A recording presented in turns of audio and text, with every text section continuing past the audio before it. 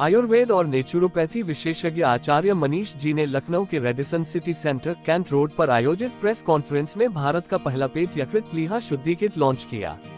यह विशेष किट आंत, पेट, लिवर, यकृत और प्लीहा स्प्लीन की सेहत को ध्यान में रखकर तैयार की गई है। इसे बनाने में 20 से अधिक वर्षों का शोध, क्लिनिकल ट्रायल और रोगियों पर सफल परिणाम शामिल हैं। ये किट लाइफस्टाइल से जुड़ी बीमारियों की जड़ तक पहुंचकर इलाज करने के लिए बनाई गई है। सामान्य दवाओं की तरह ये केवल लक्षणों पर काम नहीं करती बल्कि रोगों को जड़ से ठीक करने और रोकथाम में सहायक है। यह न केवल लंबे समय से बीमार लोगों के लिए बल्कि स्वस्थ लोगों के लिए भी बनाई गई है ताकि वे इसे अपनी दिनचर्या का हिस्सा बनाकर बीमारियों से बच सकें। किट में 4 हफ्तों का एक तयशुदा प्रोटोकॉल है जो पाचन तंत्र को रीसेट करता है, लिवर को मेटाबॉलिक वेस्ट और हार्मोन प्रोसेसिंग में सहयोग करता है तथा प्लीहा की रोग प्रतिरोधक क्षमता और खून की शुद्धि को मजबूत बनाता है।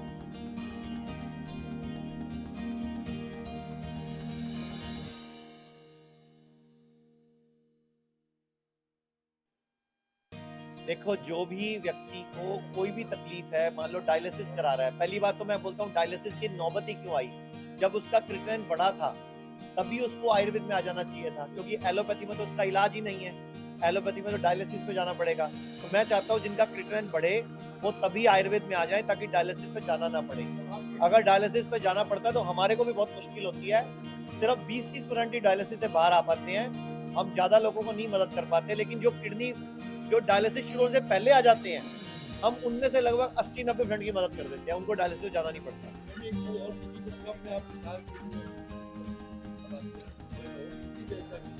वो depend, body to body depend करता है। आधे घंटे से 2 घंटे का टाइम होता है जिसके लिए उसको काम करना है। बहुत फायदा होता है, जो करता है उसको भयंकर फायदा होता है। आप चाहो तो मेरे पास सैकड़ों पेशेंट के वीडियोस हैं अभी। पानी 40 से 40 डिग्री गर्म पानी होना चाहिए। किट दे दो। हमने पूरे भारत में इस किट को लॉन्च करने के लिए सबसे पहले यूपी की धरती को चुना, क्योंकि श्री राम, श्री कृष्ण और हमारे पैगंबरों और गुरुओं की धरती है ये भारत में पहली बार स्वस्थ व्यक्ति की किट है, बीमार व्यक्ति की नहीं है।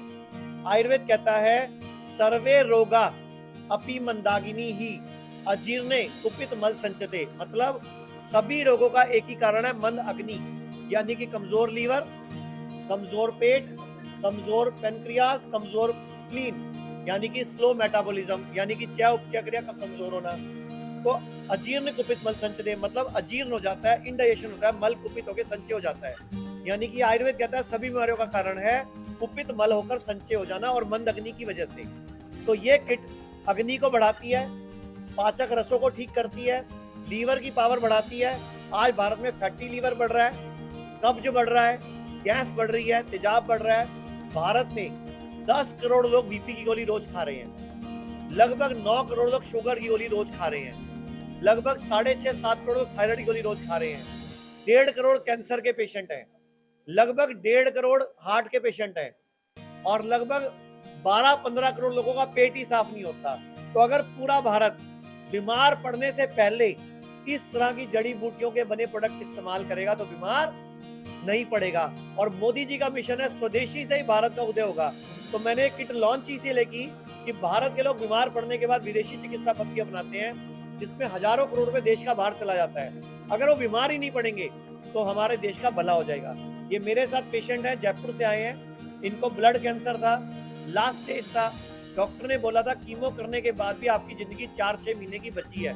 ये 1.5 साल से जिंदा घूम रहे हैं और ये जो गांठें हैं इनके इतने बड़े बड़े गाल हो गए थे, पूरी बगलों के नीचे गांठें थी, पूरी बॉडी में कितनी गांठें थी सर आपके पूरी बॉडी में? 52 गांठ थी। और डॉक्टर ने क्या बोला था कितने दिन बचे हैं? 8-6 महीने के मेहमान हो।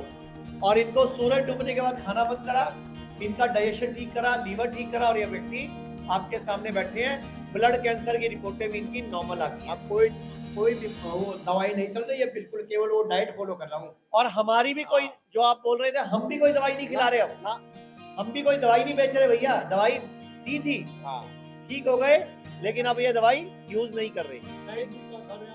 डाइट जो सर ने बताई, जो हमारी डाइट जिसपे क्लिनिकल ट्रायल हुआ है, ये किट 30 रुपए रोजाना का खर्चा, 30 रुपीज रोजाना। इतनी कम इसलिए रखी गई कि मजदूर रेडी वाला, रिक्शा वाला, काम वाली माई, एक आम आदमी भी ले सके। सिर्फ 30 रुपए रोजाना महीने का खर्चा है और पूरे साल नहीं खानी।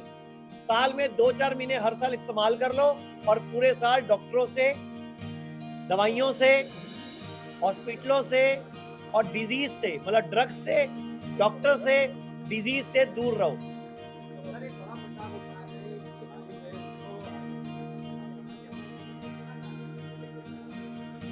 उसके लिए हमें पत्रकारों का सहयोग चाहिए, हमें मीडिया का सहयोग चाहिए कि जब भी वो मुख्यमंत्री से मिले, उप मुख्यमंत्री से मिले, हेल्थ मंत्री से मिले, आयुष मंत्री से मिले, मुद्दा उठाएं। मैंने ये मुद्दा क्यों उठाया, तो मैंने आपको दिखाया कि आयुष्मान योजना में आयुर्वेद शामिल नहीं होने की वजह से लोगों को मजबूरी में एलोपैथी जाना पड़ता है। आपने एक वीडियो देखी होगी, एडवोकेट अश्विनी उपाध्याय, जिनके पिताजी के 77 की एज में घुटने खराब हो गए।